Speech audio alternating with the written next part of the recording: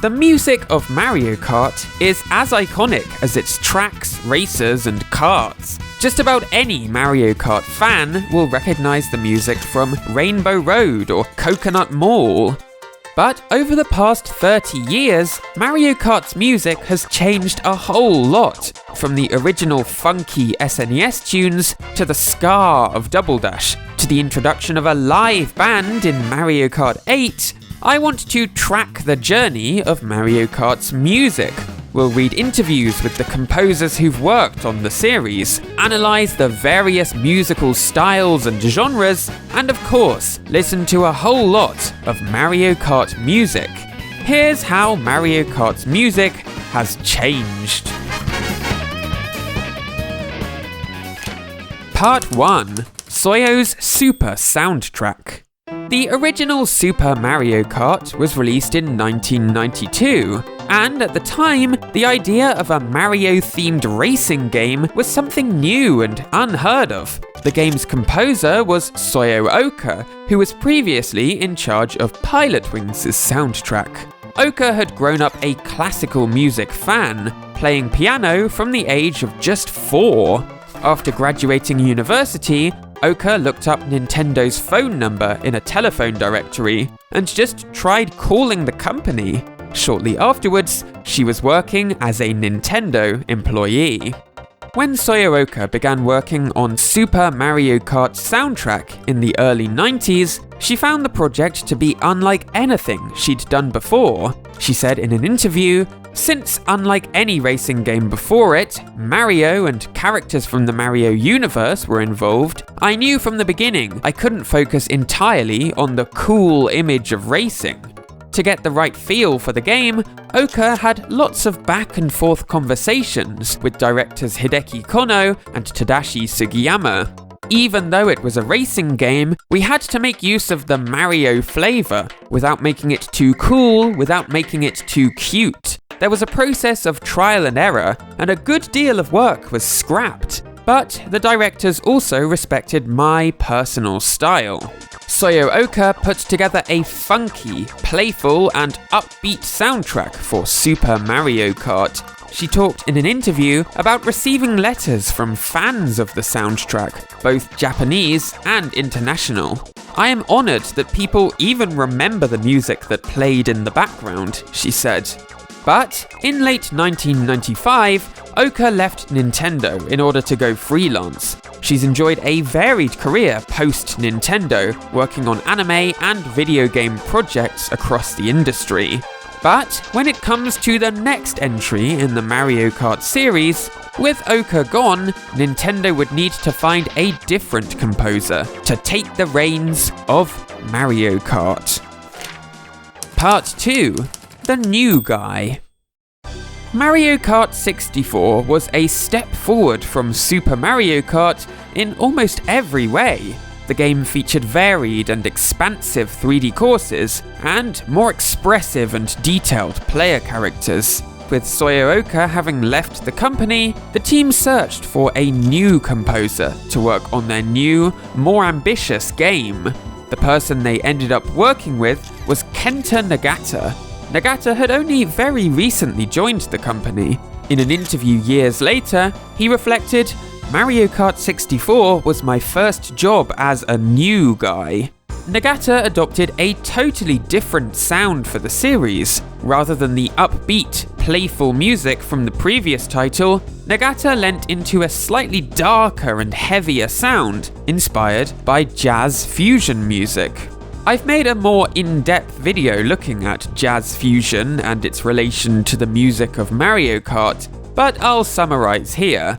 When Formula 1 began airing on Japanese TV in the late 80s, popular jazz fusion band T-Square was chosen for the opening theme. This theme song, called Truth, became very iconic, and when other racing events were broadcast on Japanese television, it was often fusion songs from groups like T-Square and Dimension that accompanied them. And thus, in a way, fusion music made a lot of sense to take inspiration from for the music of Mario Kart 64. At its core, Japanese jazz fusion music is a combination of jazzy saxophones and piano solos alongside the drums and bass of rock music. And music of this nature can be heard throughout Mario Kart 64. Take a listen.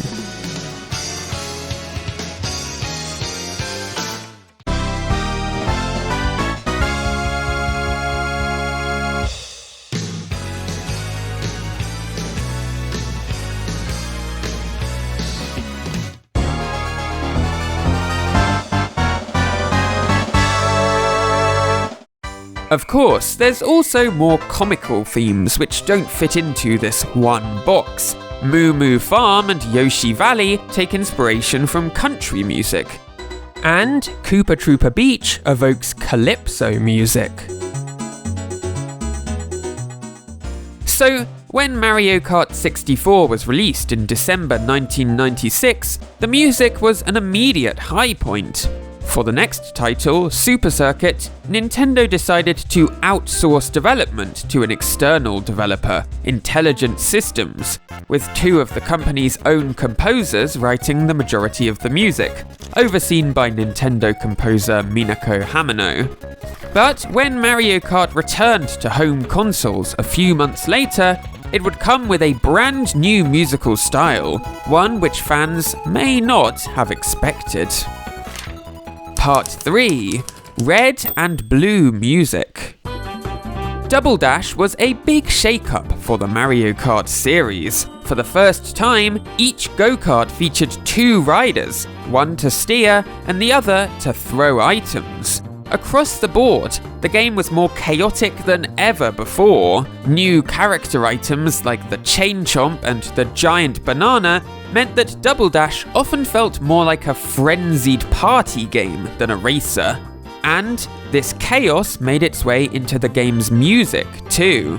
This time round, Kenta Nagata returned from Mario Kart 64 to once again contribute to the soundtrack, joined by a new composer, Shinobu Nagata. Though Shinobu Nagata had only been with the company for 3 years, in that time she'd written music for Animal Crossing, Luigi's Mansion, and Super Mario Sunshine. That's one heck of a resume. Reading interviews with the two composers, you get the impression that it was newbie Shinobu Nagata who took the lead on Double Dash's soundtrack. Kenta Nagata described his own role thusly: "After Mario Kart 64, I helped with Mario Kart Double Dash." So, one of the first things that Shinobu Nagata did on the project was ask around the Double Dash development team to see what key words the game staff would use to describe their game. But she received a huge range of replies, including messy, chaotic, lively, tactical, and even red and blue, whatever that means. That's a whole lot of information to take in, some of it conflicting. In the end, Nagata said this: "I aimed for something more up-tempo than the previous work. The main image I had in mind was of chaos." This more upbeat and chaotic vibe led Shinobu and Kenta Nagata to make use of ska music for a lot of Double Dash's main themes, and that was a pretty major genre shift for the series. After Double Dash was released in 2003, Kenta Nagata stepped away from the Mario Kart series to work on Zelda instead. Meanwhile, Shinobu Nagata stayed on to write the music for Mario Kart DS. But after that game's release, she moved to a different part of the company, from Nintendo EAD to SPD, which meant that the following game would have a new group of composers writing its music. Part 4. A group of newbies. With the Wii, Nintendo aimed to bring video games to a much wider audience. And the same was true of Mario Kart Wii. The game's producer wanted those who'd never picked up a controller in their life to feel comfortable zipping around the Mushroom Kingdom using the Wii Remote. And with Kenta and Shinobu Nagata gone, Mario Kart Wii's music would also be something of a fresh start. 2 composers were assigned to the project, both of whom were new to the series and to the company as well. First was Asuka Hayazaki, a lifelong Mario fan. In an interview, Hayazaki said, "I loved Mario from a young age. Even before I knew what a soundtrack was, I would record Mario's music from my TV using a cassette recorder." Mario Kart Wii was Hayazaki's second Mario project at the company, after the original New Super Mario Bros. A couple of years earlier.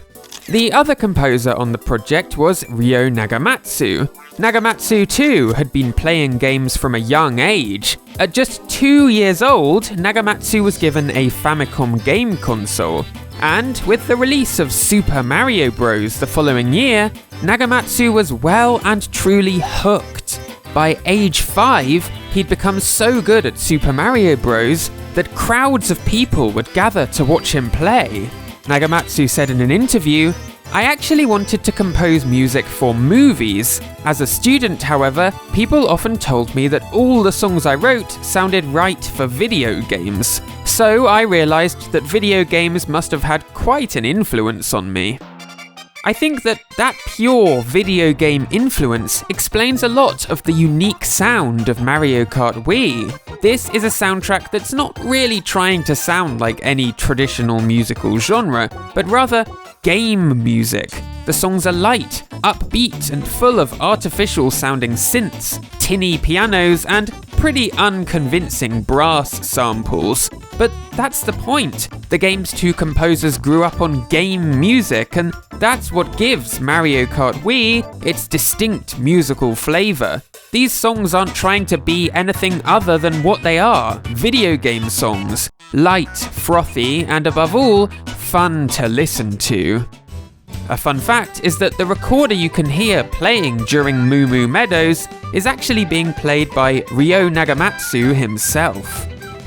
Mario Kart Wii was released in 2008, and it became a smash hit. After the project wrapped up, both Ryo Nagamatsu and Asuka Hayazaki left to work on separate projects at Nintendo, which meant that when Mario Kart 7 entered development for the 3DS a few years later, there was once again room for a new composer to work on the series. But this time it was no newbie, but rather Kenta Nagata, who'd previously worked on Mario Kart 64 and Double Dash 7 years prior. Working together with newcomer Satomi Terui, who left the company shortly afterwards, Mario Kart 7 brought back some of the jazz fusion sound of older games in the series. Plus, revisiting his own compositions from years prior gave Kenta Nagata the opportunity to polish up those songs a little. "I pulled out the old data and looking at it now was embarrassing," he said. But Mario Kart 7 was just a taste of what Kenta Nagata had in store for Mario Kart. A few years later, on the Wii U, he would once again turn Mario Kart's music on its head. Part 5. Studio Sound. Nintendo pulled out all the stops when it came to Mario Kart 8. The game was running in HD, which allowed the stunning graphics to really shine. And musically too, Mario Kart 8 was a big leap forward. Previous Mario Kart soundtracks featured synthesized virtual instruments. That's obvious back on the SNES and N64, when instruments sounded not a whole lot like their real-life counterparts. But even on the Wii and 3DS, Mario Kart's composers made heavy use of virtual instruments, having to painstakingly simulate guitar performances note by note on the computer, as Kenta Nagata described it.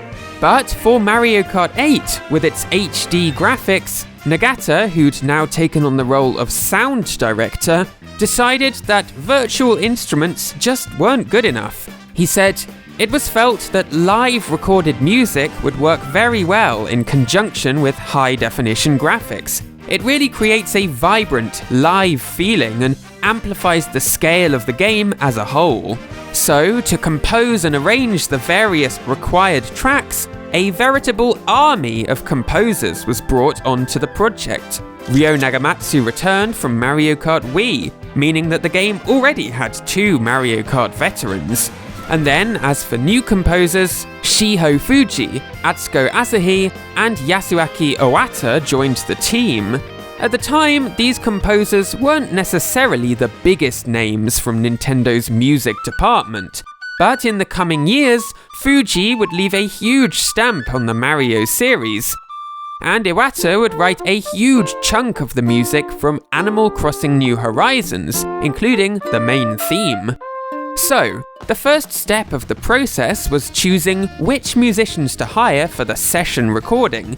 Kenta Nagata explained, "We look for great musicians who can handle a variety of genres, as opposed to just focusing on one in particular. We listened to a lot of music samples to select musicians we thought would be a good fit for the Mario Kart series." Nagata definitely leaned into the jazz fusion sound he'd previously taken inspiration from on soundtracks like Mario Kart 64 and Mario Kart 7, picking members of some of Japan's top jazz fusion bands, T-Square and Dimension, to play on the soundtrack. When describing the track Dolphin Shoals, composer Atsuko Asahi said, "You'll be able to hear one of Japan's top sax players ad-libbing with great feeling in it." So, the team began by recording some of the more traditional Mario Circuit type pieces, which they felt would be an obvious fit for the game's live instrumentation. Shiho Fuji said in an interview, "The music for circuit-type courses tends to be in a style suited to real instruments like guitar, bass, drums, and so on. We were looking forward to hearing the natural groove and rhythm that the live performances of these instruments would bring to those tracks, so we chose to record them first." Then the team moved on to the tracks that weren't such an obvious fit for live instrumentation. Songs like Electrodrome, with its flashing lights and bright colours, felt like the domain of electronic synths and bleepy bass lines. But on top of the course themes, there was another piece of music that had a whole lot riding on it: the title theme. This track was written by Atsuko Asahi with the goal of blowing players away with the power of live music. I wanted the player's immediate impression to be that the music had been powered up through the use of real instruments. Basically, my aim was for the track to have the feel of a live session. So, as much as possible, I gave the musicians space to improvise. Mario Kart 8's incredible soundtrack was immediately praised by reviewers and fans upon the game's release, and in the years since, it has gone down as one of the most beloved video game soundtracks of all time. The tracklist was expanded when 2 waves of DLC courses came to the game in 2014 and 2015. But that's not the end of the story. In 2019, Nintendo released Mario Kart Tour, a mobile phone version of Mario Kart, featuring classic and brand new courses. It's not currently known who the game's composers were, but likely owing to the game's smaller budget, the music returns to using synthesized virtual instruments rather than live performances. But this was just a temporary change, as the following 2 entries, Mario Kart Live Home Circuit and the Mario Kart 8 Deluxe Booster Course Pass, both feature gorgeous recordings of real instruments once more. In fact, the Booster Course Pass brings over a huge number of tracks from Mario Kart Tour, allowing us to listen to them as performed by professional musicians. All of which brings us to 2025's Mario Kart World, the first new mainline Mario Kart game in 11 years. With the Mario Kart 8 soundtrack beloved by fans, there really wasn't any real doubt that the game's successor would adopt a similar musical approach. And indeed, Mario Kart World features live instrumental performances throughout its track themes once again. But World is different from past entries in that the entire game takes place in an interconnected open world, and that open world setting necessitates not just high-quality songs, but a huge number of them. The game's sound team took that as an opportunity to really dig through the Mario series backlog including games like Super Mario 64, Yoshi's Story, Wario Land, Mario Galaxy 2, and more.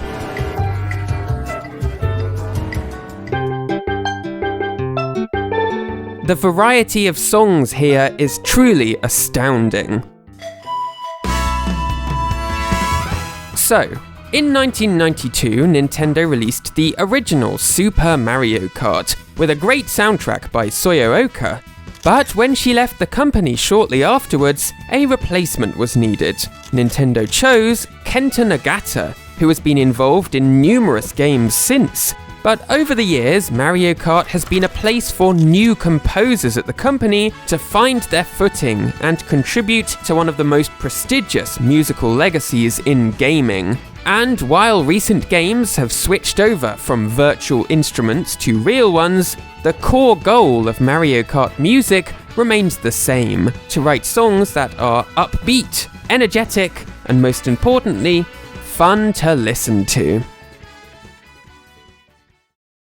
Hi there, thanks so much for watching to the end. Videos like this are only possible thanks to the kind support of my patrons, including Aaron and Catherine, Brett and Eric, Candy Crystal, Cyprian Eov, The Real Procyon, Daryl Gero, Ellie Birnbaum, Elise Rose Barsness, Eliza the Doe, Jim Gilsonen, Kieran Chan, Kelly Wright, Kick to Cosplay, Lucas Little, Michael Gunter, Preston Kurth, Skater Pie, Thomas Söderlund, and Tlazot Lalia.